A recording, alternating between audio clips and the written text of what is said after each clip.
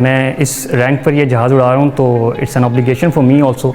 कि पीएफ ने इंटरेस्ट किया है, तो I live up to that expectations and I keep working hard and I prove to be on that level और वो चैलेंजेस मैं ओवरकम करूँ।